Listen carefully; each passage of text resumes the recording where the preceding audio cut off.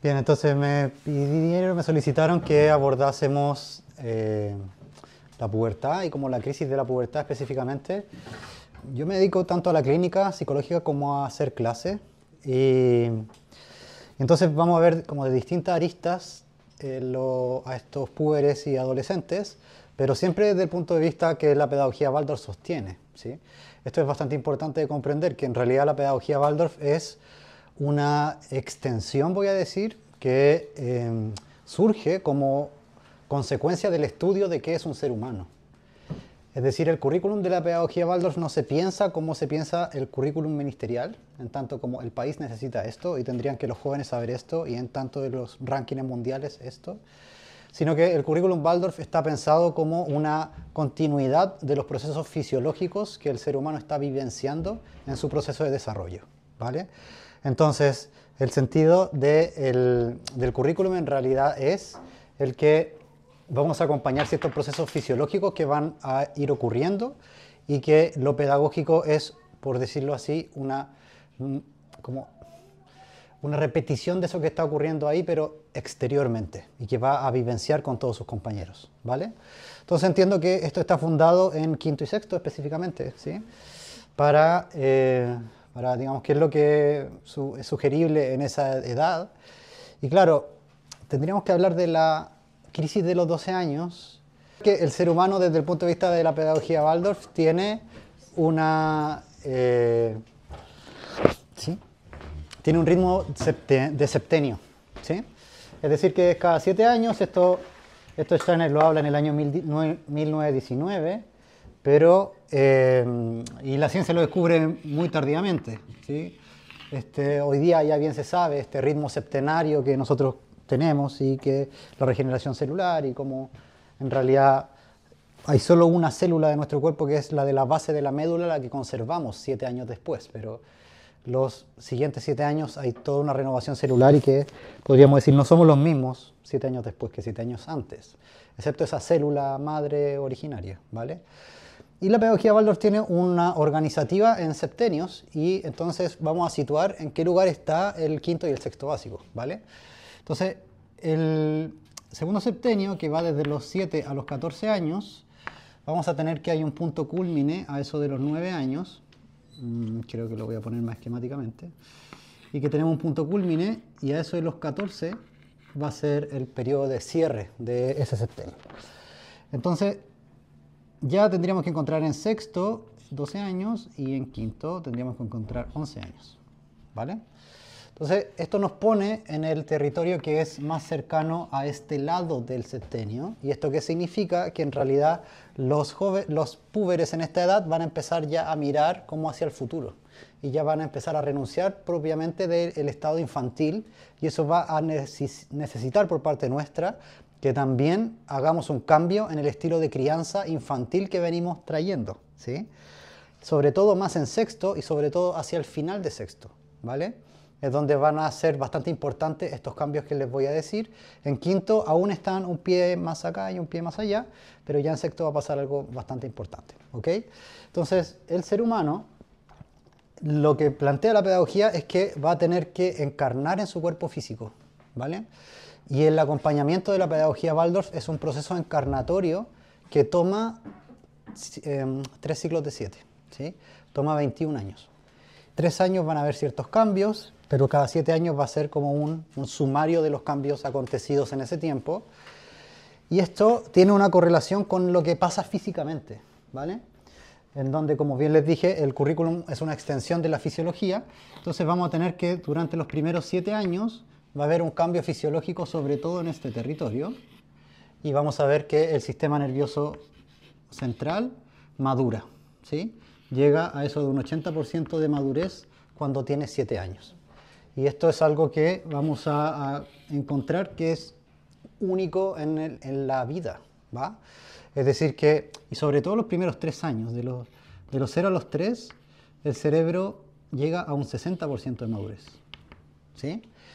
Y este aumento en el ámbito de la estructura cerebral habla de que realmente nosotros aprendemos a convertirnos en seres humanos en esos años, ¿sí?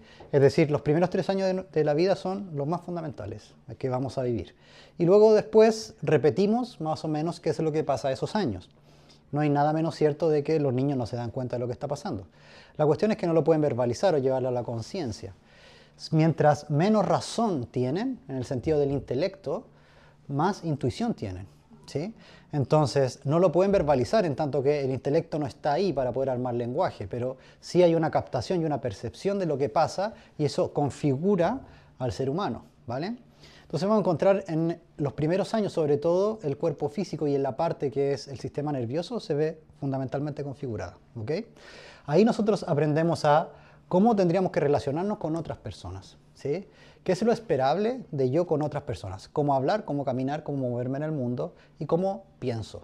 Todo eso es en los primeros 3 años de vida, ¿sí? Que se sientan las bases y posteriormente eso se despliega. Yo en realidad sí les digo a las familias, por favor, cágala después, ¿sí? Como aguántate 3 años. Yo encuentro que no es tanto como aguantarte 3 años. Quizás lo digo por el lado del padre que no es tanto, pero como aguantarte 3 años y te ahorráis un montón de terapia después, ¿sí? Porque realmente esos primeros establecen todos los cimientos de la resiliencia y establecen los cimientos de las bases, las funciones ejecutivas, el lenguaje, ¿sí? Un millón de cosas. Pero bueno, si no, tenemos hasta los 7, ¿vale? Para apoyarlo. Ahora, ¿en qué momento llega al 100%? Porque aquí tenemos los 7 años y el 100% de esto, que nunca es 100 igual, pero va a llegar a los 25 años. ¿Sí? Entonces nunca va a haber tanta madurez como aquí, ¿va? Todo lo que sigue después de la vida no hay tanto como influencia en el ámbito de la estructura del sistema. Ahora, y esto es bien importante, que el sistema nervioso es el órgano que más se demora en transformarse. En esto de los septenios, el que más se demora en renovarse celularmente es el cerebro, ¿sí? En repasar todas las conexiones neuronales se demora 7 años. Entonces es el órgano que más lento podemos cambiar, ¿vale? A diferencia del hígado, riñón y otros órganos que tienen más potencia de vida, ¿sí? El pulmón, pero el cerebro se demora muchísimo. Y tiene una característica el cerebro, que es, ¿qué ustedes dirían que busca el cerebro humano? Sobrevivir. ¿Sí? ¿Qué hace para sobrevivir? No es la felicidad igual, no buscamos eso. Mantener las funciones vitales. ¿Tener funciones vitales? Sí, sobrevivir. Y para eso hacemos lo que ya conocemos, ¿sí? El cerebro busca lo que es predecible. Entonces, si yo sobreviví, digamos, por muy mal que le haya pasado en mi infancia, pero sobreviví, mi cerebro va a tender a repetir eso, ¿vale? Y es lo que a mí me costó tanto como entender cuando estaba estudiando psicología y fue tan fácil entenderlo cuando ya estaba ejerciendo, el por qué las relaciones tan largas donde hay maltrato o violencia. Y entonces era al principio teóricamente muy difícil de entender, pero después cuando escuchaba los relatos y la infancia de esas personas, decía, tiene todo el sentido del mundo, ¿sí? O sea, el amor y la violencia quedaron vinculados, pero quedaron vinculados ahí, ¿sí? Entonces, por mucho que se dé cuenta, hay toda una estructura que puja por hacer lo mismo, ¿sí? Que no es amor si no hay golpe, no hay amor si no hay abandono, ¿sí? Entonces, esa estructura queda ahí condicionada y es un periodo de tiempo que, como les señalé, es alrededor de 7 años el cambio de esos patrones que quedan tan a la base como establecidos, pero se pueden cambiar, ¿va? Solo que hay que perseverar durante una cantidad importante de tiempo, ¿vale? Si lo hacemos bien, no obstante, son 4 años. Ahora, vamos a hablar del ser humano como una entidad que tiene que llegar y apropiarse del cuerpo físico, ¿ok? Entonces, yo no soy mi cuerpo físico. Yo cuando hablo de mi cuerpo, digo mi cuerpo, de la misma manera que digo mi computador, digo mi mano, digo mi cara. Para mí mi cuerpo es un objeto, como cualquier otro en el mundo, ¿sí? Y eso lo decimos así todo el tiempo. Yo cuando hablo de mí, yo digo yo, ¿sí? Y eso es algo que no es dado, sino que es quien soy, ¿vale? Ahora, ese yo progresivamente va a ir apropiándose de la naturaleza física, pero le va a tomar un tiempo. Piénselo así, como el verso decía de Cristo Sol al inicio. Piénselo así, que el yo humano es como un sol irradiante. Y que el cuerpo físico es como un ser humano. Entonces, piensen que un humano se acercara al sol o el sol a un ser humano, lo desintegra. Entonces, el yo requiere de un proceso de madurez de este cuerpo, de un fortalecimiento de este cuerpo, para progresivamente vincularse con más funciones del cuerpo físico, ¿vale? Entonces, al principio se apropia de los órganos y entonces puede mover ese cuerpo, se apropia del hígado y entonces puede mover ese cuerpo. Y entonces tiene voluntad activa sobre ese cuerpo, lo levanta, puede superar la fuerza de la gravedad. Y eso es producto de todo el ejercicio que viene haciendo en los primeros años de vida. Pero ya cuando vamos a hablar de este lugar del septenio, está aún trabajando en el cuerpo físico, pero también está trabajando en el alma propiamente, ¿sí? O lo que yo como psicólogo estudio como la psique sería, ¿va? Pero es lo mismo. Entonces yo prefiero decirle alma porque realmente así se llama, ¿va? Pero psique es más científicamente aceptado, entonces le decimos psique, ¿va? Y alma no suena muy científico. Entonces vamos a encontrar que ya cuando pasa el segundo septenio, vamos a ver acá que hay un proceso que a eso de los 9 años empieza toda la madurez aquí. Y empieza la madurez en el periodo ya de los 8 años en adelante, una madurez cardiorrespiratoria, ¿vale? Y entonces aumenta la capacidad respiratoria, aumenta la capacidad cardíaca, y esto hace que también sean ¿cómo decirlo?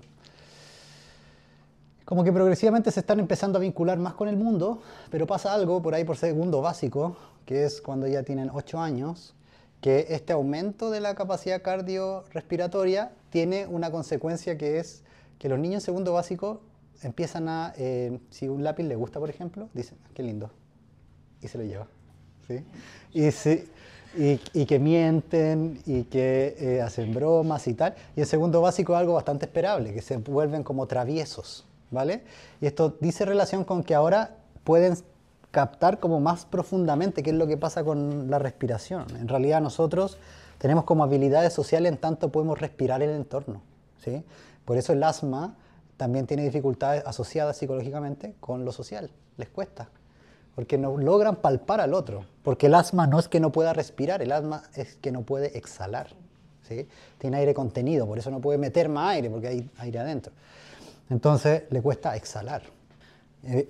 Exhalamos carbono, que es la molécula constitutiva del mundo físico, básicamente, ¿vale? Entonces como que vamos produciendo en el entorno también social a través de nuestra exhalación. Entonces ese aumento cardiorrespiratorio tiene una coincidencia con lo anímico, ¿me siguen? Ahora, va a haber un periodo súper crítico que es a los 9 años 3/4, esto ya lo habrán escuchado alguna vez, que se llama el Rubicón. ¿Okay? No les voy a hablar mucho de eso porque ya lo han visto quizás como un chillón de veces, pero vamos a ver el periodo de lo que se llama el segundo Rubicón, ¿sí? Y entonces vamos a ahondar en los... Adelante, ¿sí? Vamos a ahondar en eso de los 12 años. Entonces...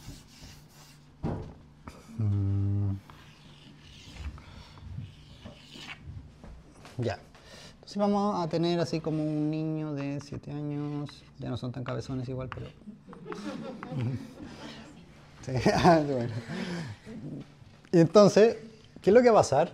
Esto debería ser más esquemático, pero... el periodo del Rubicón va a ser un lugar de cruce, ¿sí? Y va a ser un lugar de cruce de distintas fuerzas. Y aquí van a pasar varias cosas, les voy a hablar ya luego a los 12 años como una importante que es lo que va a ocurrir, pero una de las relevantes, como para poder entender bien estos púberes, es el que hay un adormecimiento en un lugar que antes estaba despierto y hay un despertar en un lugar que antes estaba dormido, ¿vale? Y esto es lo que vamos a llamar como uno de los tantos cruces que ocurren en el Rubicón, ¿vale? Pero hoy día les voy a señalar este. Y es que el niño de 7 años, este va a ser el niño de 7 años, este va a ser el de 12, y este por un periodo de tiempo va a ser el de 9. Entonces, de los 7 años, durante el primer septenio, el niño en el intelecto está más bien dormido en lo que refiere al intelecto, ¿sí? Esto no quita que se dé cuenta de cosas. Lo que quita es, o lo que refiere que esté dormido en el intelecto, es que no puede hacer uso del intelecto, en tanto sí lo puede hacer un puber de 12 años, ¿sí? O nosotros como adultos, que es que podemos definir o descubrir leyes que están atrás, podemos comprender teorías. Eso, lo que vendría a ser el pensamiento abstracto, en el niño todavía está dormido, ¿vale? Pero sí lo vemos que son súper despiertos, se dan cuenta de muchas cosas, etcétera, etcétera. Pero en términos del pensamiento intelectual, dormidos, ¿vale?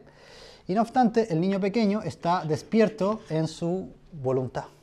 O sea, se mueve, descubre y todo con el hacer con las manos, con los pies, moverse y no se quedan quietos nunca, ¿vale? O deberían no quedarse quietos nunca. Y eso sería un niño sano. Ahora, bueno, excepto si tiene hiperactividad, pero piensen que la quietud es el estado maduro del órgano motriz, ¿sí? La quietud o el estarse quieto es la madurez del cuerpo físico, ¿sí? Si no puede quedarse quieto es porque está inmaduro su cuerpo físico, ¿sí?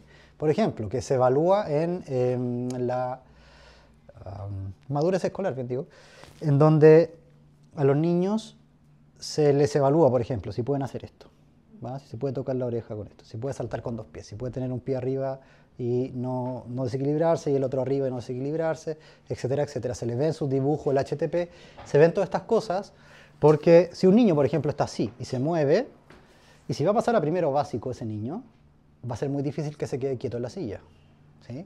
Porque la madurez del sistema del equilibrio, que es el... ¿cómo se llama? Pero bueno, una estructura que es así, tiene adelante, atrás, arriba, abajo y izquierda, derecha. En el oído medio, entonces, ahora tengo la punta de la lengua. ¿Motorito? Sí, sí, pero ¿cómo se llama? El vestibular, ¿sí? La madurez del órgano vestibular, para yo sentir el centro, que viene a ser el séptimo lugar, porque tengo izquierda, derecha, arriba, abajo, adelante, atrás, y yo soy el séptimo lugar. Entonces, para que esté ese séptimo lugar y yo lo perciba, tienen que estar todos los demás maduros. Si no está maduro, un niño va a tener que estar así para poder sentirse, ¿sí? Va a tener que estar así. Entonces se va a parar todo el tiempo a ir a conversar con los compañeros porque eso les trae calma, ¿vale? Pero no es porque sea un hinchador y que entonces me tiene mal a mí como profe, sino que, o como padre, sino que necesita moverse para encontrar la quietud, ¿vale? Pero ahí, bueno, sí se entiende. Entonces, tenemos aquí que esto está despierto. Ahora, lo que pasa es que este proceso se invierte en el Rubicón, ¿vale? Y que es correlativo con algo que pasa con el Rubicón, que es que la respiración se profundiza y es que la sangre puja más fuerte, ¿vale? Pero, insisto, no voy a entrar en eso. Entonces lo que pasa es que para el puber de 12, el intelecto se despierta y sus manos y sus piernas y sus brazos se duermen, ¿sí? Y entonces ahora entienden altas cosas, como por qué no hace nada en la casa, como por ejemplo, no coordina nada, por qué chocan las puertas, por qué bota tanta losa, ¿sí? Y entonces empezamos a entender como algunas cosas que son propias del desarrollo, ¿vale? Ahora, el Rubicón avanza y los 12 años nosotros lo vamos a llamar el segundo Rubicón.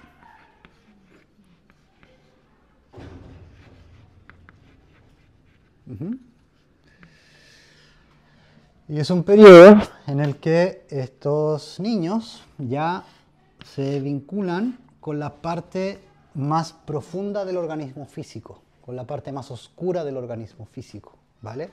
Entonces tenemos que al yo humano, a medida que va pasando por aquí, y esto en los primeros 7 años, genera esta madurez que vemos acá. Y luego continúa descendiendo en su proceso de madurez y queda acá, y entonces produce toda esta madurez respiratoria que vemos ahí.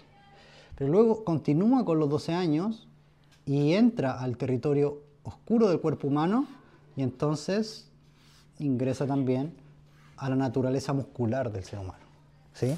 Entra al músculo, entra al hueso y sale en parte de lo que vamos a llamar el sistema rítmico. Sale en parte de aquí ya culmina, entre comillas, su trabajo acá porque sigue esa madurez y entra ahora en este territorio. Y entonces vemos como consecuencia que crece. Entonces físicamente en todo este lugar crece y se alargan y se estiran y se vuelven torpes. ¿Sí? Y que tiene relación con que crecen demasiado rápido como para su conciencia. Entonces la amplitud de su cuerpo la captan solamente cuando tienen un estímulo que le dice llegas hasta ahí. Y la manera que tiene un estímulo que te dice llegas hasta ahí es chocando. ¿Sí? Entonces chocan mucho. Con muchas cosas. ¿Vale? ¿Soy claro hasta acá? ¿Alguna pregunta? Está este aterrizaje como a los miembros. ¿Sí? Y en la pubertad lo vamos a dejar como, vamos a ir hasta acá. Cuando el próximo lunes toca adolescencia, vamos a como qué es lo que pasa cuando ya cae profundamente y entra en ese territorio, ¿vale? Pero claro, aquí en la pubertad vamos a encontrar que se despiertan fuerzas que aún no tendríamos que promover del todo, pero sí ya tendríamos que empezar de a poco como a alimentar ciertas cositas que van surgiendo, pero no prestarle el foco como si, por ejemplo, decir, ya está grande. ¿Sí? Porque a los 12 años todavía tenemos un niño que tiene como un juguete demasiado poderoso que no sabe controlar, que se llama el juicio, y que entonces empieza a enjuiciar mucho, y yo no tendría que promoverle ese desarrollo todavía, ¿vale? Sino que de a poco le voy mostrando a que pueda contener ese juicio, como a darle cabida a ese juicio. ¿Me siguen? Ya, entonces, vamos a encontrar que todo el territorio de la cabeza se va a despertar y todo el territorio de los miembros se va a adormecer. Entonces, el despertar de la cabeza va a ser correlativo, a ver, piénsenlo así, cómo transmitírselos de manera simple. Piénsenlo así, como la cabeza vamos a tener algo que es el pensar, ¿va? O vendría a ser como su lugar central, pero tenemos el pensar. Y entonces, el pensar es una facultad del alma, ¿sí? Piénsenlo así. El pensar, ya, el ser humano, yo, ¿ok? Esto se llama la individualidad o el espíritu humano, ¿va? Pero no se puede vincular el espíritu con el cuerpo directamente. Tiene que tener un intermediario, ¿sí? Y ese intermediario se llama Eva, o el alma humana, ¿ok? Entonces, el alma humana es la que hace como una intermediación de este ser humano superior y el ser humano inferior como animal, que viene a ser su cuerpo. En los impulsos que tenemos en nuestro cuerpo, nuestros instintos, ¿sí? Y nuestros como deseos, también vienen a ser algo que no es tan superior, digamos, en el ser humano, ¿ok? Entonces, el alma hace ese como cáliz en donde recibe las fuerzas de los dos. Recibe el impulso de tengo hambre, quiero comer, y recibe el impulso de tengo que terminar este trabajo que tengo pendiente, entonces voy a aplazar la comida y tengo la capacidad de hacer eso. No como los animales, sí como ser humano tengo esa capacidad de hacer eso, en donde comprendo que tengo una labor superior que llevar adelante y entonces puedo suprimir las fuerzas inferiores, ¿vale? Y puedo hacer ese proceso, ¿vale? Entonces, el pensar es una de las ventanas que el espíritu tiene a través del alma. ¿Se entiende? Pensar en realidad es como una de las ventanas posibles que el alma le puede abrir al espíritu. Hay tres: el pensar, el sentir y la voluntad, que son ventanas, ¿vale? Son como manifestaciones en donde yo puedo encontrar a esa persona, como conocerla un poco más, pero no voy a poder como conocerlo completamente a través de solo una de esas ventanas. ¿Me siguen? Entonces, ya. Entonces se despierta el pensar y ese pensar ahora adquiere un carácter que es volitivo. O sea, esto que el niño tenía aquí con su movimiento en el cuerpo físico y que se movía todo, ahora esa voluntad va a estar aquí, ¿sí? Y va a ser quitada esa voluntad de este lugar. Entonces, en su cuerpo se van a sentir pesados. Se van a sentir como cansados todo el tiempo. Pero ándale que le diga que anda a jugar un partido de básquet. No está cansado, ¿vale? Es como el espacio para el postre. Como siempre tiene energía para jugar, ¿vale? Entonces, vamos a encontrar que, ya, ¿y por qué esa energía no está con los quehaceres domésticos ni los del colegio? ¿Va? ¿Qué es lo que pasa en relación a eso? Ahora, progresivamente, el yo humano, al vincularse más con el cuerpo físico, comienza a irse o a, alejarse sería la palabra, no irse, sino que alejarse del lugar del cual viene y del cual todos venimos, ¿sí? Que se llama como el mundo del espíritu, mundo, ¿sí? Como Dios sería, que viene a ser como el universo, ¿sí? Un verso, un lugar, ¿vale? Y entonces, progresivamente, cuando nos enfrascamos en un cuerpo, nos alejamos de ahí. Y entonces eso tiene una correlación anímica en donde hay más pesadumbre, hay un estado un tanto más como reflexivo, quizá un tanto más oscuro también, que antes no estaba. Y eso es producto de que va perdiendo esa luminosidad que es dada como por el entorno y comienza a adentrarse en la sombra del propio cuerpo físico. Porque el cuerpo físico tiene una característica y es que puede morir y que está lleno de fuerzas de muerte para poder regenerarse. Si no hay muerte en nuestro cuerpo físico, nos morimos, ¿sí? Básicamente el cáncer, donde se reproduce sin fin. Y entonces requerimos las fuerzas de muerte para poder frenar a la muerte, paradójicamente, ¿sí? Entonces tenemos que usarla. Y esas fuerzas hacen que haya una correlación en el pensar, en su voluntad, en su sentir, que sea también vinculada con, digamos, fuerzas más oscuras, que voy a decir fuerzas de muerte, ¿vale? Entonces, estas fuerzas más oscuras se observan en tanto les empieza a gustar el humor negro, ¿sí? Y se ríen de cosas que no deberían reírse de eso, ¿sí? Y a nosotros nos da risa y culpa al mismo tiempo, porque igual son chistosos. Y entonces está el humor negro, está la crueldad, que empieza a aparecer la crueldad en ellos. Entonces yo recuerdo en una escuela allá en México, se llama La Quech, y una niña me contaba que ella había un compañerito de quinto ahí. Y entonces yo le dije, muévete o si no te pego una patada. Y era la niña más tierna de la vida hasta sexto básico. Y entonces la profesora le dijo, oye, ¿y le ibas a pegar la patada? No, no le iba a pegar la patada, pero para que se moviera, ¿sí? Y entonces eso empieza a aparecer en sexto naturalmente, ¿vale? Como una cuestión como un poco más agresiva, un poco más cruel, ¿sí? Como más desconsiderado en su trato, ¿vale?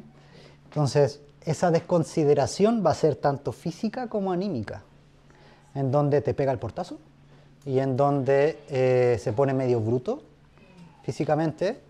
Yo recuerdo con el Benja que nos decía cariñito, y era un pailón así, y se nos tiraba encima en el sillón un labrador, básicamente. Se tiraba encima. Entonces, ya no era el niñito, pero él no se enteraba que ya no era el niñito pequeñito, cabezón, que era, sino que era así un pailón, ¿vale? Pesado además. Entonces, en esto vamos a encontrar que no se dan cuenta todavía de esa corporalidad, pero para poder darse cuenta de esto, van a necesitar estímulo, ¿sí? Entonces va a ser más típico de encontrar en quinto y en sexto que nos llamen o ellos nos digan que me pegaron, que me empujaron, que estuvo fuerte, y eso va a ser más típico de encontrarlo, en tanto que ahora está más en ese lugar que antes, ¿vale? Entonces no preocupéis, ¿sí? En este tipo de cosas generalmente aparece la palabra bullying, entonces ahí hay que tener como harto sabiduría como para nombrar esa palabra, como técnicamente el bullying es algo que ocurre reiterativamente al menos una vez a la semana por más de 6 meses, ¿sí? Y ahí se puede llamar bullying. Y que en el caso de que no siga con ese patrón, adquiere otro carácter, sí puede ser quizás violencia escolar o otro tipo de cosas, pero el bullying es algo bastante consignado en el tiempo y toma más o menos todo un semestre en que se tiene que observar una conducta recurrente, ¿vale? Pero lo que vamos a encontrar aquí es que hay ciertos como chispazos y de repente se empujan y tal, y de repente estos tienen roce y de repente se pasa. Y es importante que nosotros como familia no nos enganchemos con eso, porque terminamos nosotros como odiando a ese niño, y ves cuando yo lo paso, cuando pasa le daría una zancadilla a ese cabro chico, porque ¿cómo le hace tan mal a mi niño pequeño? ¿Sí? Pero en realidad y después lo ves, y tú todo el odio que le proyectaste, y ellos están jugando feliz de la vida, ¿sí? Entonces ahí es donde tenemos que como regular, en tanto siguen siendo niños, Entonces los niños pelean y se arreglan al tiro. Y somos nosotros los que mantenemos como esa sangre en el ojo. ¿Ok? De ahí es donde es importante como intervenir. Lo primero que tengo que hacer cuando llega y me dice, oye, me pegaron en el colegio, me pegó tal, es recibir qué es lo que siente, ¿sí? O sea, uy, ¿qué te pasó y cómo te sientes? Sí, es como, ¿dónde estás? Sería, ¿sí? Entonces, ¿qué es lo que te pasó? ¿Te sentiste pasado a llevar? Y cuando no lo puedo poner en palabras, yo pongo en palabras lo que supongo que es, ¿sí? Y si me equivoco no importa, porque él me va a decir, no, no es eso. Y me empieza a contar cómo sí se sintió, ¿sí? Eso en la clínica funciona siempre, con los jóvenes, ¿vale? Como, mira, ya yo veo esto y son geniales para refutarte, le encanta. Entonces ahí aprovecho que hable y que me refute. Y entonces te cuenta cómo se sintió realmente. Y eso es importante, ¿ok? Te sentiste así. Luego de eso, cuando ya está hablando, ¿qué pasó? ¿Sí? O sea, sí es importante para el desarrollo del pensar y del juicio el que yo acompañe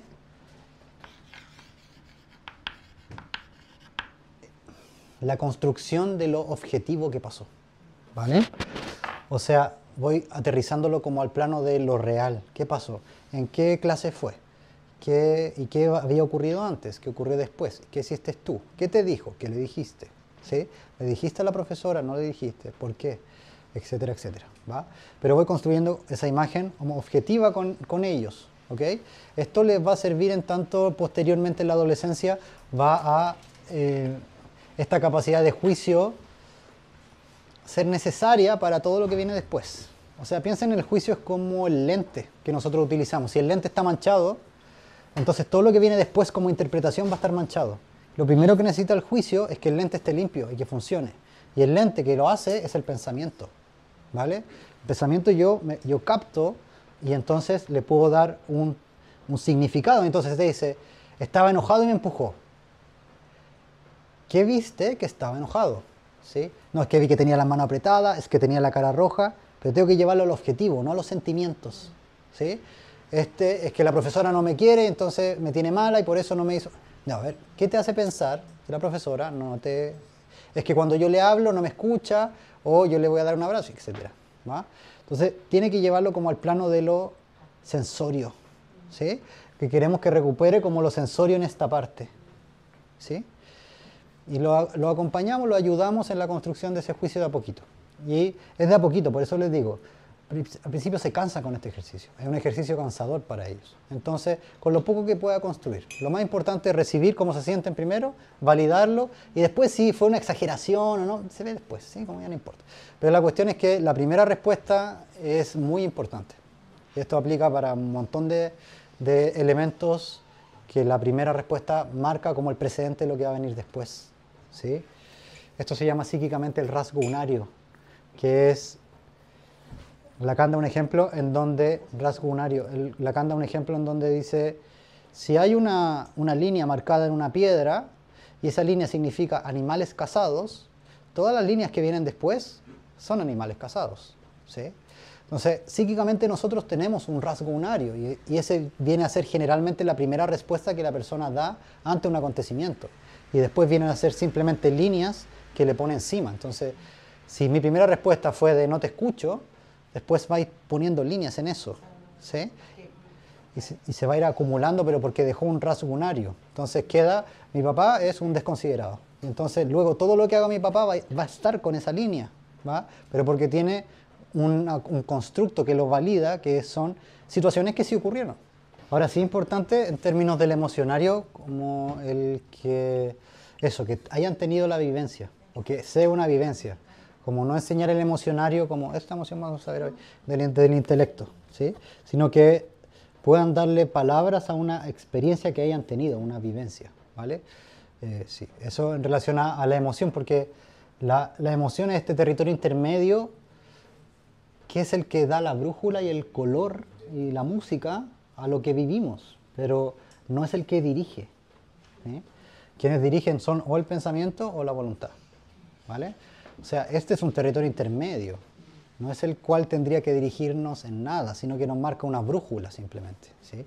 Sí, como el contarle mi experiencia sirve hasta Porque pasa, pero como inconsciente, que es que empezáis como a apoyarte y empezáis a desahogarte. ¿Sí? Entonces, hazme terapia, hijo. ¿Sí? Para esto te crié 12 años, para que ahora seas mi psicólogo personal. Entonces, claro, solo ese detalle yo le pondría atención. Porque como el que te empiezas como a desahogarte y ahí ya no funciona.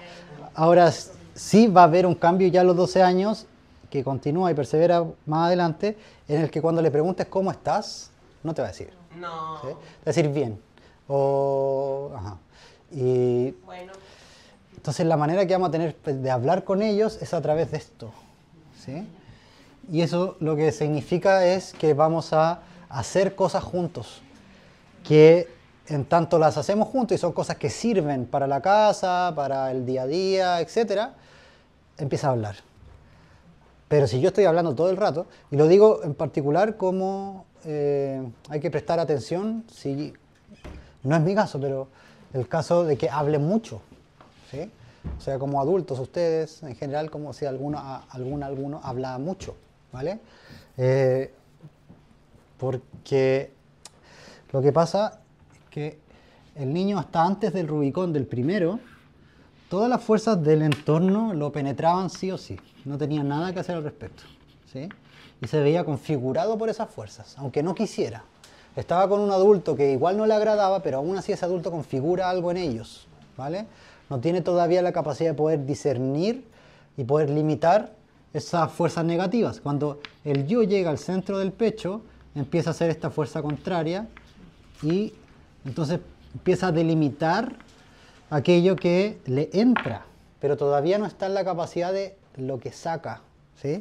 Y eso va a estar a eso de los 12 años, en donde empiezan ya un poco hacia afuera, ¿ok? Y a los 14 ya va a estar como plenamente en el mundo, tratando de poner las cosas afuera, ¿sí? Como irradiando quiénes son ellos afuera. Y entonces aparecen como los grupos, y aparecen como los intereses, o las tribus urbanas y todo ese tipo de cosas, porque quieren ponerse a ellos en el mundo. Pero antes como niños todavía no está eso, ¿va? O no debería estar. Veamos cuáles son los cambios sugeribles para ustedes como adultos acompañando a un puber, ¿ok? Ahora, presten atención porque si está en quinto, tengo que prestar atención si han aparecido ciertos rasgos puberales, ¿ok? Es decir, que es ese encierro, como esa capacidad reflexiva, el juicio sobre nosotros, sobre todo, que ha aparecido, y nuevos intereses y como el progresivo morirse de los intereses infantiles que tenían.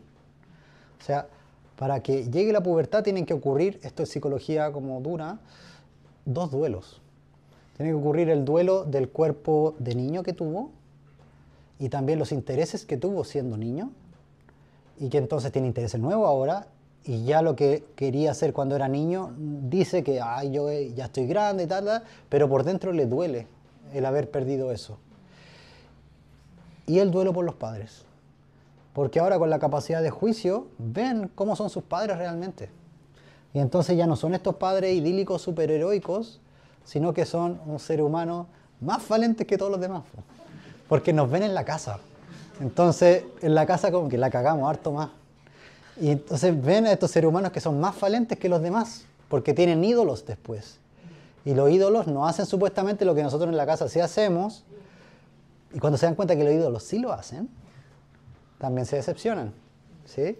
Entonces es importante que igual conozcan la biografía de sus ídolos, sobre todo si son pésimos ídolos y no queremos que los sigan ¿sí? Escuchando.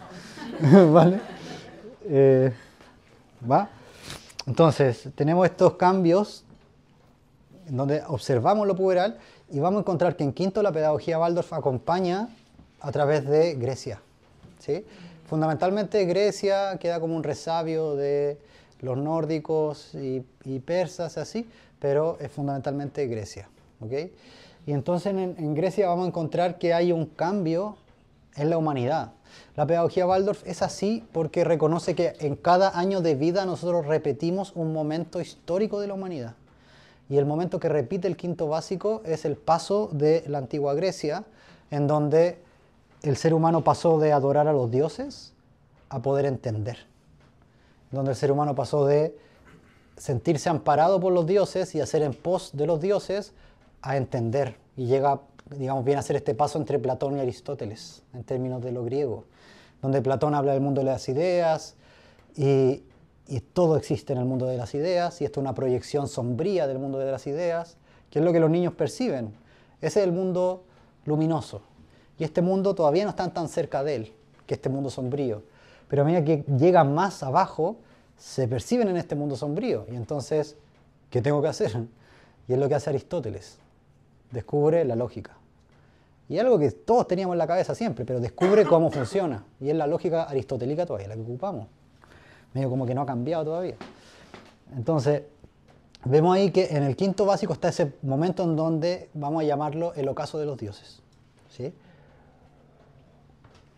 Y están toda esta vivencia en donde los dioses están mostrando su falencia, en donde los dioses griegos son envidiosos entre ellos, ¿sí? Son crueles con los seres humanos. Y entonces vamos a ver en ese momento que aparece este ser humano que trata de despertarse. Y entonces aparece la filosofía. Todavía no tienen filosofía en la escuela, pero aparece la filosofía como algo que la humanidad surge en ese momento histórico. ¿Ok? Y luego tenemos Roma, que es en sexto. Es Alejandro Magno, Roma. Aristóteles no estaba de acuerdo con que Alejandro Magno hiciera esas guerras. Y en Roma vamos a encontrar otro gesto, que es el gesto de sexto básico, que es el ser ciudadano del mundo. En donde hasta antes de esa fecha tú eras o griego, o eras persa, o eras egipcio, pero tú nacías ahí y eras eso. Y ahora tú puedes ser ciudadano romano, ¿vale? Entonces puedes ser de cualquier otro lugar del mundo y convertirte en un ciudadano y tener los mismos derechos que un romano, ¿vale? Y para eso aparecen las leyes. Y aparecen las leyes que hacen que todos tengamos que responder igualmente, bueno, excepto plebeyo y patricio, pero idealmente como todos, hoy todavía persevera eso, ¿sí? Hay una ley para los plebeyos y una para los patricios. Entonces, idealmente la ley es para todos por igual, idealmente, ¿vale? Pero ni en Roma tampoco se aplicaba así. Pasa entonces en ese momento en el que entran las leyes, pero las leyes externas, a decirles cómo tendrían que comportarse y las sanciones que van a tener, ¿sí? Y entra el que empiezan a ser parte del mundo. Ya están saliendo de ese mundo infantil y empiezan a acercarse cada vez más al cuerpo físico y ser parte del mundo. Ese acompañamiento, Roma, estuvo lleno de crueldad. Roma no fue uno de los imperios más armoniosos ni buena onda, ¿va? No era como Alejandro Magno, que aceptaba las culturas de los demás, sino que tenías que ser romano y eras romano, y no, todo lo demás no valía. Entonces, en ese periodo va a requerir de nosotros varios cambios. Entonces, tenemos que entender cuáles son lo que es esperable que ocurra en esa edad, que insisto, tiene que ver con esa crueldad, el desarrollo del juicio, tiene que ver con la insensibilidad sensoria, tiene que ver también con la insensibilidad anímica que sienten, como que se le apagara la empatía por un periodo de tiempo. Steiner lo dice para el segundo semestre del sexto, cuando ya van acercándose a los 13 años, lo dice, nosotros los perdemos en séptimo y los recuperamos en tercero medio, sería, ¿sí? En donde entran como en un hoyo materialista, en donde se ponen cada vez más racionales, intelectuales, más fríos, y lo infantil que estaba lo vemos poco y lo que encontramos es generalmente esa pesadumbre, la pesadumbre intelectual como materialista. Y que luego, a mí los cursos más agradables de hacer clases son tercero y cuarto medio, que en tercero es como que son adultos, pero no tan rotos como la mayoría de nosotros los adultos, ¿sí? Son como adultos todavía con algo puro, ¿sí? Y en cuarto medio también. Y está esa como luminosidad que vuelve, pero tuvieron que haber pasado por ese periodo de oscuridad largo, ¿va? Entonces van a tener como una necesidad de que nosotros le expliquemos más bien científicamente las cosas, más que anímicamente. Entonces le dicen, no, es que yo me siento así, ay, siempre te sentí así, ¿eh? Otra vez, ya tan chato, o sea, ese mundo emocional que lata, ¿vale? Este es mi juguete nuevo, el pensar, el juicio, ¿sí? El frío, el pensar es frío, ¿vale? Entonces eso va a requerir de nosotros varios cambios. Una es que vamos a tener que tolerar ese frío y ese peso porque nos va a acompañar durante harto tiempo, ¿va? Como que son pesados literalmente, ¿sí? Física y anímicamente son pesados. Yo me acuerdo, el Benjamín me dijo una vez, cuando yo sea adulto quiero ser cualquier persona menos tú. Yo, ¿sí? Y después, como días después, oye, perdón por eso que te dije, y nada más, pues, oye, perdón y eso. ¿Y por qué? No, por eso que te dije. ¿Sí? Y yo, gracias, pégate con una piedra en el pecho porque, gracias. ¿Sí? Me pidió disculpas y se dio cuenta solito. Entonces, ese tipo de cosas van a ocurrir reiterativamente, ¿vale? Y van a ir ocurriendo reiterativamente y a medida que se acerca la adolescencia un tantito más. Luego va a ir bajando, ¿sí? Podría ser el límite como primero medio, en donde ya la cagan harto. Primero medio y ya segundo medio empiezan un poquito como a aterrizarse un poquito más. Hay que tolerar ese frío y yo sí les sugiero como recitar el mantra, que lo vamos a ver mañana también, de nada es personal. Esto no tiene que ver conmigo, nada es personal, ¿vale? Nada es personal. Esto está enojado con el mundo, yo recito el mantra, mientras está diciéndome ese tipo de cosas, yo dentro estoy, nada es personal, no engancho, ¿sí? Y a mí me pasaba, psicólogo antroposófico, pedagogo Waldorf, y me tiraba ese y yo, oye Benjamín, pero ¿cómo es la cuestión? Y me pegaba el portazo, oye, pero la cena... Y después yo respiraba y decía, la cagué, ¿sí? Porque no tenía que haber ido al tiro, tenía que haber dado como esas 2 horas de tiempo para que respirara. Y que él se diera cuenta. Pero todos pasamos por ahí, independiente de que lo sepas, también te va a pasar y va a pasar por ahí igual, ¿va? La cuestión es que lo repares cuando ya te diste cuenta que la cagaste, ¿sí? Eso es súper importante. Dijiste algo que lo dejaste como inconcluso, que hay que fijarse cuando una persona habla mucho. Sí. Algo ibas a mencionar con eso. Termino con esto y voy con eso. Que es importante que se den cuenta cuando se equivocan, cuando nos equivocamos, es importante que nos demos cuenta y lo reparemos, porque una de las cosas que me llegan generalmente a la consulta de los jóvenes que no son casos graves clínicos, pero que sí les molesta mucho internamente, es cuando se hace este borrón y cuenta nueva, como si nada hubiera pasado, y entonces se asume que ya, como no estamos peleando y está todo agradable, no vamos a hablar de lo que pasó. Y no vamos a traer esto que pasó. Y no vamos a vamos a llegar a un punto conclusivo de esto, no vamos a decir disculpa o me sentí pasado a llevar con esto. No vamos a hacer eso y lo vamos a omitir y dejar abajo. Nunca queda abajo. En el joven eso siempre queda latente, ¿vale? Entonces es importante llevarlo a un punto conclusivo, que tenga una resolución. O que siempre se le pida que él o ella pida disculpas y el adulto no lo hace. Y el adulto, porque también sí, uno tiene que hacer el gesto. Porque nosotros como adultos, igual todavía está esa creencia de que si yo me disculpo, entonces pierdo autoridad. No es mentira. En realidad, tiene mayor autoridad una persona que tiene esa capacidad, ¿sí? Para un joven es... O sea, si estáis disculpando todo el día por lo que hiciste y no reparáis nada, no. Sí. Pero claro, hay elementos que si yo me disculpo y muestro como cierta vulnerabilidad, en realidad te consideran más fuerte, ¿sí?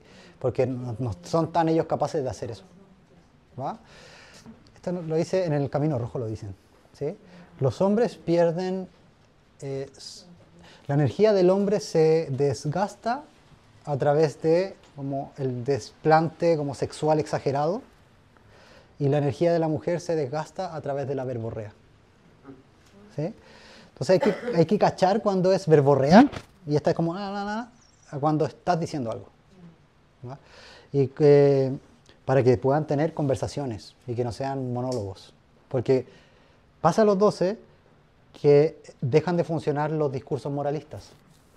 Antes igual funcionan poco, pero funcionaban. Pero ya a los 12 dejan de funcionar los discursos moralistas y lo que más bien hacen es que dentro empiezan bla, bla, bla, bla, bla y no escuchan nada, ¿va?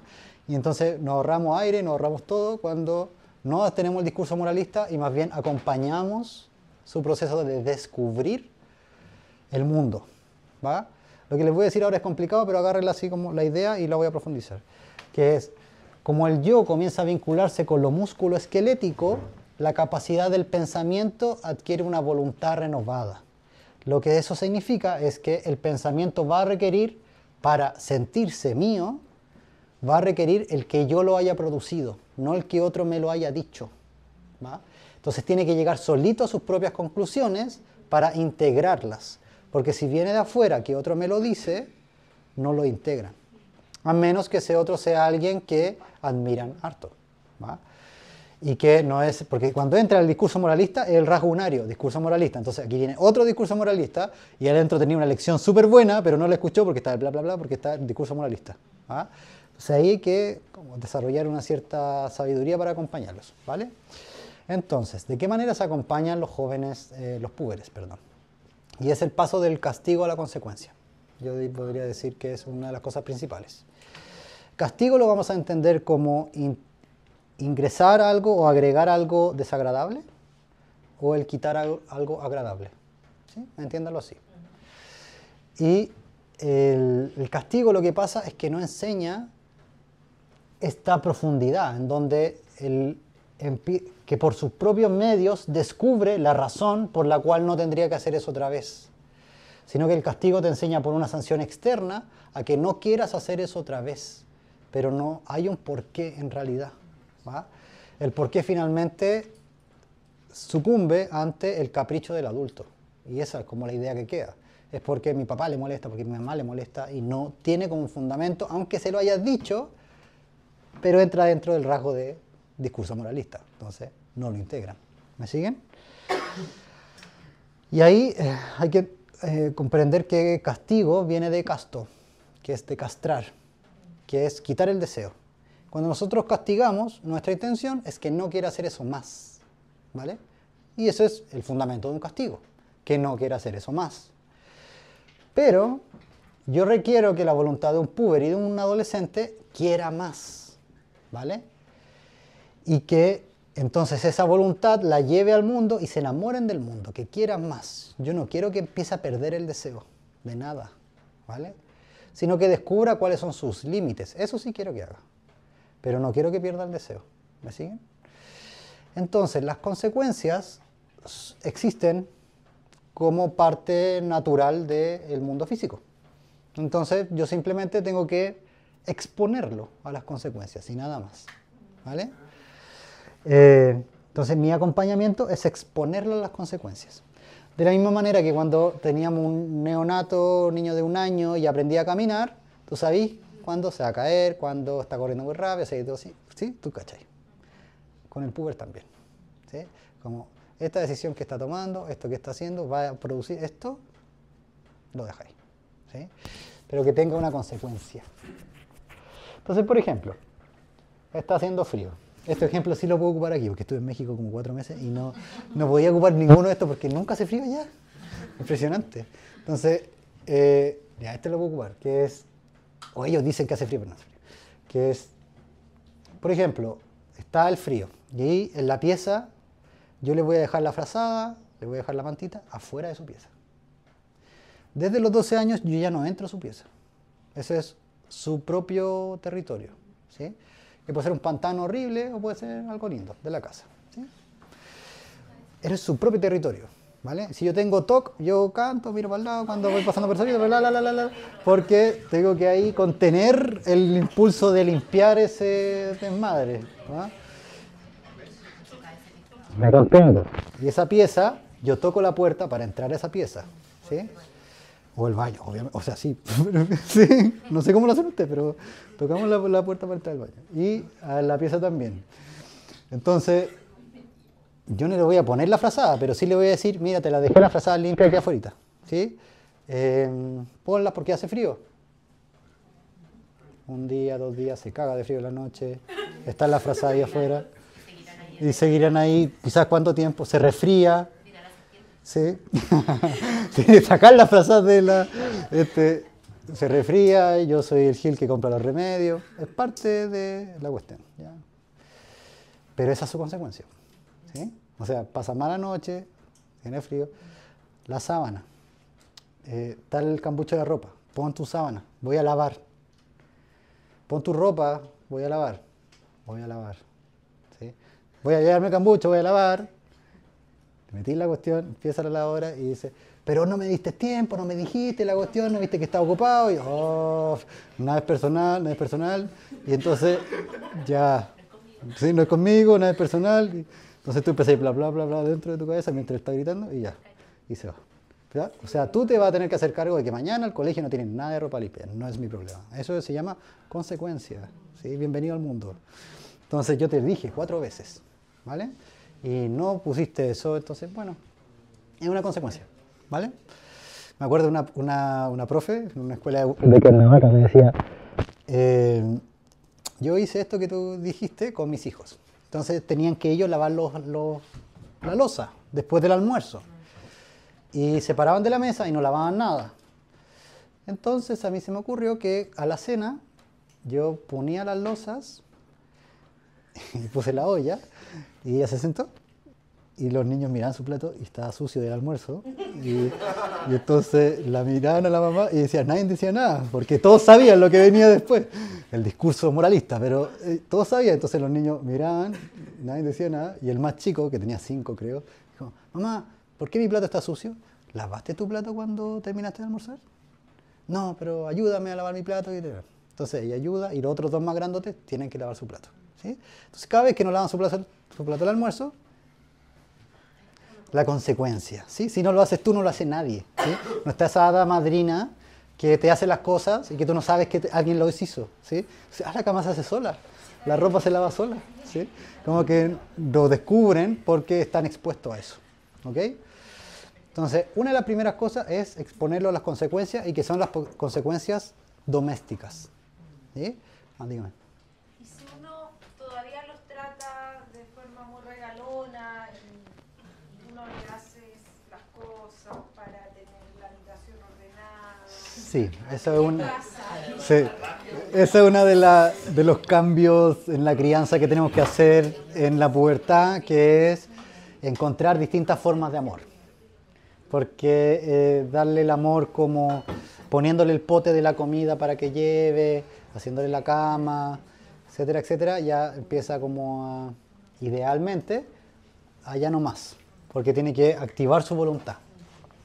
Eso nos pasaba ya en el colegio con los más grandes, en Viento Sur, que no llegan al almuerzo. Y entonces decían, oiga, profe, pero ¿puedo pedir un Rappi para almorzar?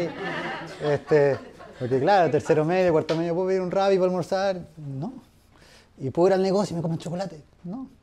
Entonces yo le daba como un micro pedazo de mi pan, para que no se muriera básicamente, porque yo igual tenía que comer. Y tenía que quedarse ahí, cagado de hambre. ¿Sí? Y entonces los papás nos decían, pero ¿cómo ustedes están desnutriendo a nuestros niños? Bueno, tenemos que ponernos de acuerdo, ¿sí? O sea que nosotros vamos a poner consecuencias y el colegio también tiene que estar de acuerdo y viceversa, ¿sí? Entonces va a haber como una cierta, podríamos considerar, dureza que empieza a aparecer ahora, ¿va? Entonces pasaba 1 o 2 veces y después nunca más se le olvida el almuerzo, porque está la experiencia sensoria de cagarse de hambre. Entonces ya no pasa más. ¿Me siguen? Pero ¿cuál es la consecuencia negativa si uno es así como Regaloneador. ¿Sí? El que posteriormente esa fuerza que tendría que despertarse a los 12 años se adormezca, ¿sí? Que en este lugar en donde está adormecido quede adormecido.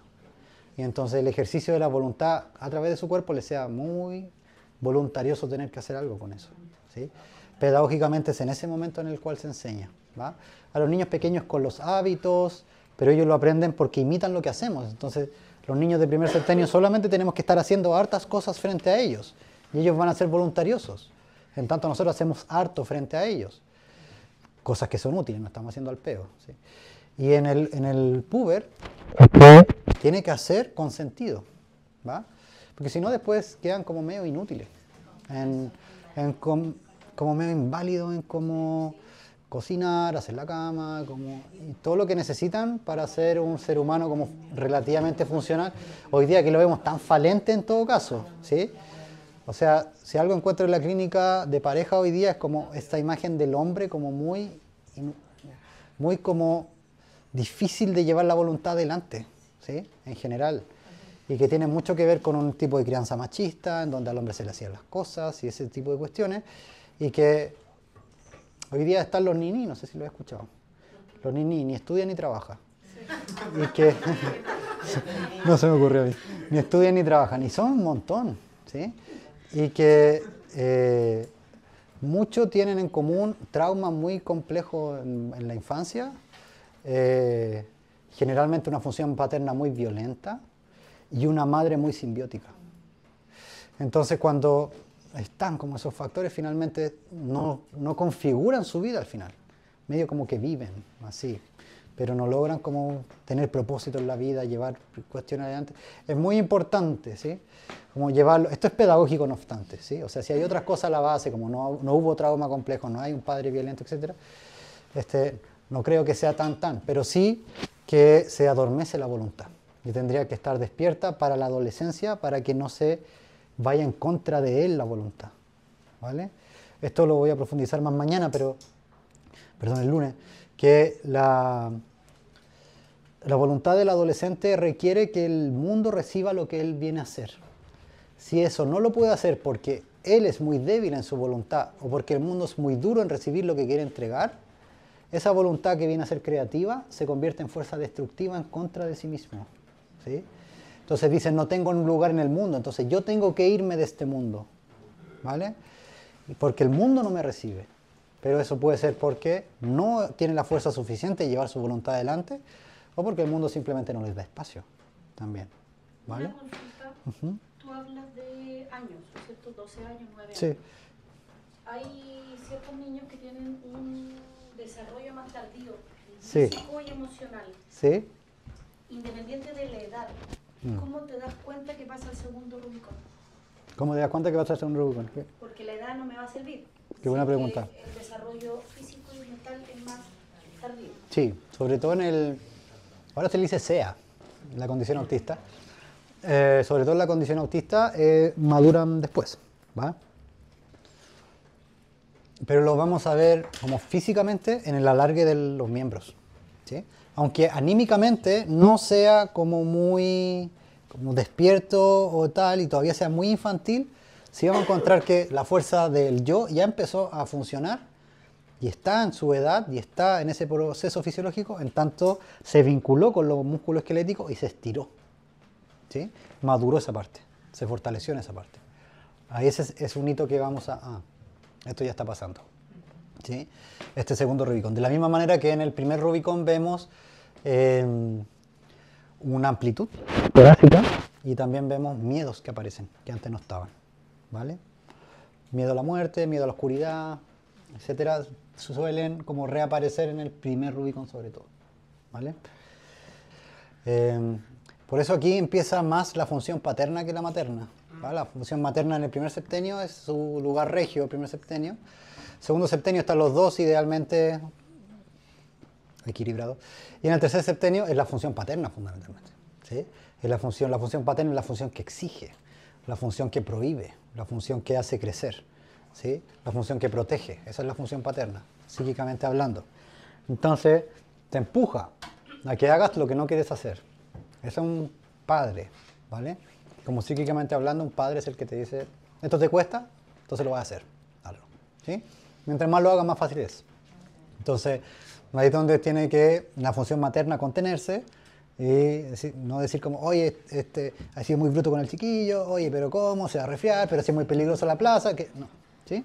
Como que ahí tiene que llegar a un acuerdo, ¿vale? Porque generalmente cuando se activa la función paterna, le molesta la función materna, ¿sí? Pero ahí son cosas como de relación que tendrían como que llevar adelante, ¿sí? Sobre todo esto de que no se desautoricen frente a, es súper importante, que se bancan como el error que usted a su juicio cometió la otra persona y en la noche tenemos que conversar, ¿sí? Ahora este es el momento, tenemos que conversar.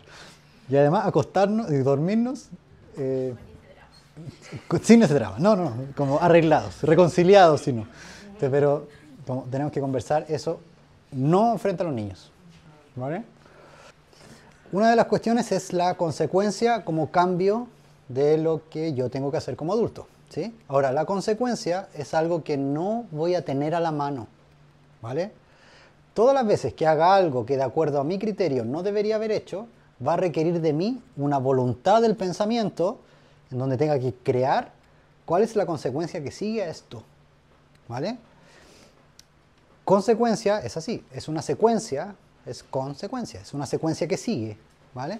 Entonces yo tengo que encontrar cuál es el objeto del problema. Por ejemplo, Benjamín me dice, quiero ser cualquier persona menos tú. Ya, me duele mi corazón y mi alma. ¿Qué es lo que tendría que pasar después? ¿Qué sería una consecuencia? No.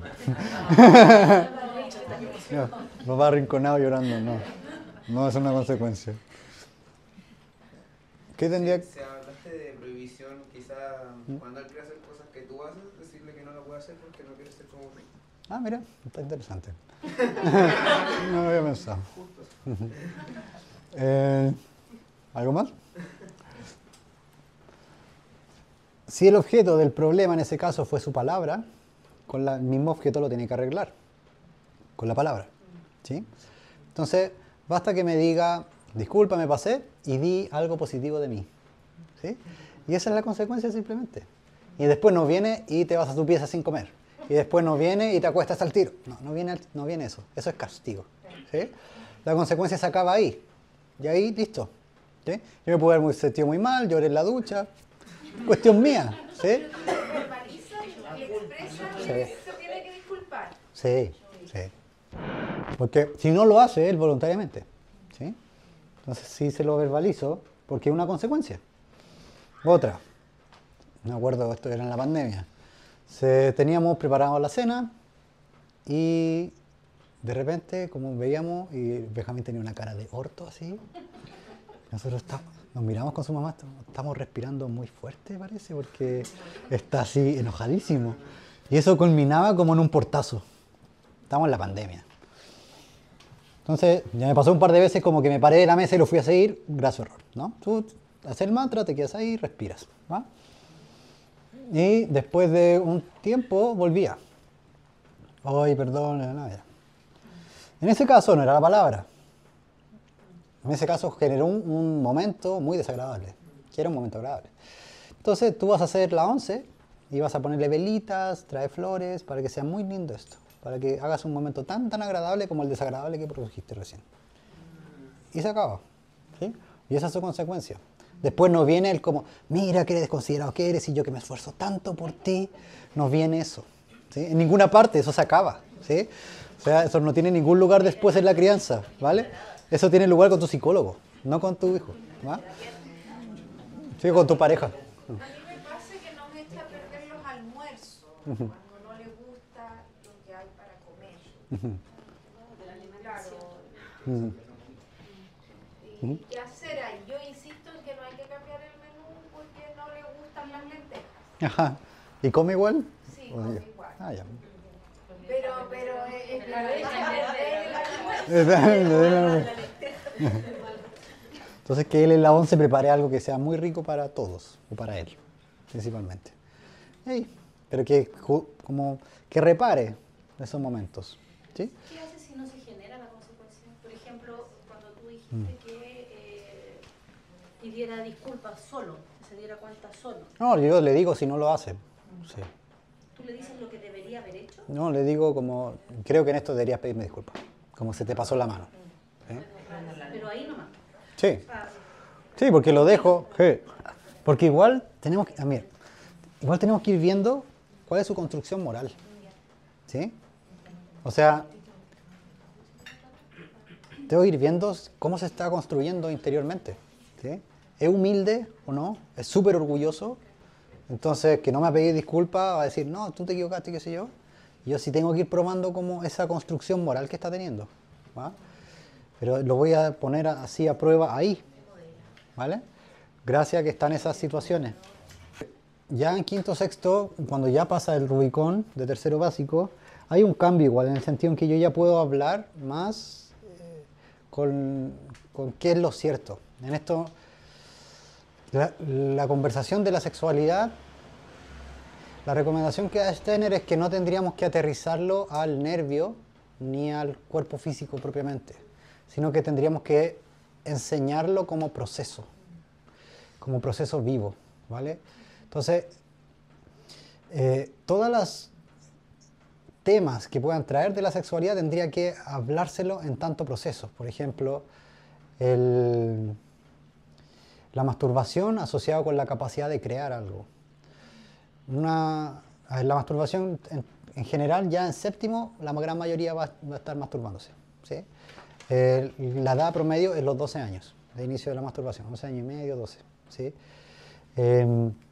Entonces, igual captamos cuando son las duchas muy largas, cuando como hay cierto espacio en que desaparece, y nosotros sí nos damos cuenta porque además cambia algo en la mirada y como que están así además, en donde cuando ya están como jugando demasiado con su juguete nuevo, ¿va?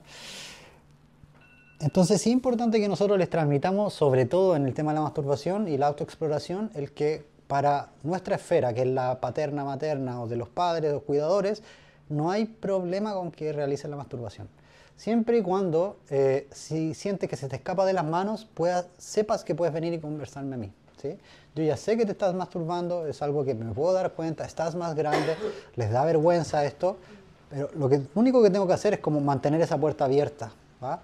Porque si pasan un periodo de prueba, digamos, de este nuevo juguete, entonces a veces se asustan, como tengo masturbación compulsiva o tengo un problema, y algo que cuando hago las clases de educación sexual los jóvenes me preguntan, como ¿cuántas veces es normal masturbarse en una semana? Porque estoy como preocupado, ¿sí? Y ese tipo de cosas sí tendríamos que hablarla con ellos, ¿sí? Ahora, como en promedio la adolescencia es como 3 veces a la semana, más o menos, ¿va? Al menos, y que puede llegar a ser hasta 1 vez al día, ¿sí? Y que sigue estando como dentro de los rangos normales Pero claro, la masturbación tiene un carácter, se los puedo explicar, me quedan 2 segundos se los puedo explicar cortito, ¿va? Como para que tengan la imagen al menos, que es cuando fuimos niños y tuvimos un cuerpo físico como que recién estábamos descubriendo durante los primeros años de vida, fue un adulto, nuestro adulto de cuidado, el que amó ese cuerpo y llenó este cuerpo de calor. Nos abrazaron, nos besaron, nos cuidaron, nos cobijaron, nos pusieron ropita, nos limpiaron y así. Y eso es un gesto amoroso hacia el propio cuerpo. Cuando el cuerpo se sexualiza y cada vez se convierte a ser un cuerpo más terreno, es decir, como más largo y ya no un cuerpo tan cósmico como viene a ser el de los niños, que es más redondo, y empieza a aparecer este segundo cuerpo, que es como más terreno, entonces esas fuerzas van a tener que otra vez ponerse en juego, que son las fuerzas de calorificar algo que es inherentemente frío, que es el cuerpo físico. El cuerpo físico en un niño necesita que lo amen, o si no el niño no puede vivir en su cuerpo, ¿sí? Y esto es lo que dio la base de la teoría del apego. Si a un niño no se lo ama, aunque se lo alimente, aunque tenga todo, no vive, ¿sí? Requiere amor como una de las, tan importante como el alimento físico. Y esto se descubre en los años 40, luego viene la teoría del apego, y hoy día se ha estudiado muchísimo lo importante que es el amor para gestar un cuerpo y una vida funcional. Y cuando aparece este segundo cuerpo más frío, largo y con impulsos más egoístas, porque la crueldad es uno de los impulsos egoístas y el impulso sexual también es uno de los más egoístas, el pensamiento es una función del alma egoísta, en donde me repliego sobre mí mismo, me puedo alejar del mundo a través de mi pensamiento, ¿sí? Entonces, como toda esa fuerza de egoísmo, que es fuerza fría, ya no va a aceptar que sea el familiar el que llene este cuerpo de calor otra vez, ¿sí? No te acepta tan meloso como un niño pequeño. Ya te dicen, ya, suficiente, ¿sí? Y eso en parte tiene que ver porque empiezan a aparecer las fantasías incestuosas, en donde sabe que no tendría que producirle como un placer ese adulto porque está prohibido culturalmente, ¿vale? Entonces eso se transmite como, córrete, ¿vale? Como sale, no, ya no más. O sea, interiormente algo que genera mucho ruido, ¿vale? Y la manera que lo pueden hacer es con ellos mismos solamente. Entonces ahí entra la masturbación. La masturbación es la manera que el ser humano tiene en el proceso de desarrollo de poder traer esas fuerzas de calor a este cuerpo frío a través de la fantasía. Entonces comienza con la fantasía a generar situaciones que le producen calor, también sexual, pero generalmente es calor amoroso. Hay una fuerza de la cual no le hablé, que es la fuerza imaginativa que se despierta en el joven. En donde, yo me acuerdo cuando leí esto, decía, ¿en qué momento? O sea, yo hablo con los jóvenes y no son imaginativos, ¿sí? Son, como en todo caso, concretos, materialistas. Y después, mirando más profundamente, cuando hablan de la persona que les gusta, la fuerza de la imaginación están así, ¿sí? Y también cuando hablan de cómo debería ser el mundo, también, ¿sí? Y ahí vemos que está esa fuerza como de imaginación que los calienta, y entonces a través de la masturbación traen esa imagen a su cuerpo, que viene a ser un homólogo a la proyección de amor que nosotros hacemos con nuestros hijos, ¿sí? Pero ahora hacen ellos eso consigo mismos, y entonces calorifican ese cuerpo frío, ¿vale? Aunque no entienden lo que están haciendo, y la gran mayoría de nosotros no sabía lo que estaba haciendo cuando nos estábamos masturbando, ¿vale? Por eso es importante promoverles que sea a través de la fantasía, y que no hay problema con que lo hagan, ¿vale?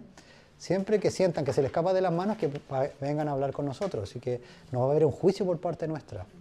Eso es súper importante. Si yo quiero mantener la comunicación abierta, no puedo venir a enjuiciar lo que me dice, ¿sí? Entonces me dice un problema que tiene, y yo le dije, pero ¿viste cómo eres? Si yo te dije, ¿sí? Entonces eso, lo que viene después es, ya no te cuenta más. Es lo único que viene después de eso, ¿sí? Sigue pasando, pero ya no te cuenta más, porque qué lata. Entonces viene el juicio todo el rato, ¿va? Y esa conversación, cuando yo me doy cuenta que está ya la masturbación, o está acercándose a, tengo la conversación. Idealmente el progenitor del mismo sexo no va a quitar que sea muy incómoda la conversación, ¿vale? Entonces sí se recomienda educación sexual, ¿vale? Porque la educación sexual que puede hacer la familia es muy corta. Y la educación sexual requiere un periodo de tiempo largo para gestar preguntas y poder hacer esas preguntas con pares, para ver cuál es la respuesta de los pares. Ahí es donde se juega la educación sexual, no es saber información, ¿vale? Muy bien, entonces quiero concluir con un verso, ¿sí? Y no sé si viene el próximo lunes, pero bueno. Entonces este verso dice así, no sé si quieren ponerse de pie.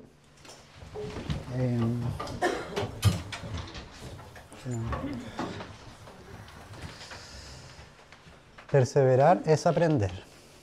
Aprender es practicar. Practicar es repetir. Repetir es ganar experiencia. Ganar experiencia es crisis. Crisis es prueba. Prueba es fortalecimiento. Fortalecimiento es libertad. Libertad es crear de la nada. Crear de la nada es transformar. Transformar es camino y meta al mismo tiempo. Muchas gracias. Gracias. Ustedes son libres.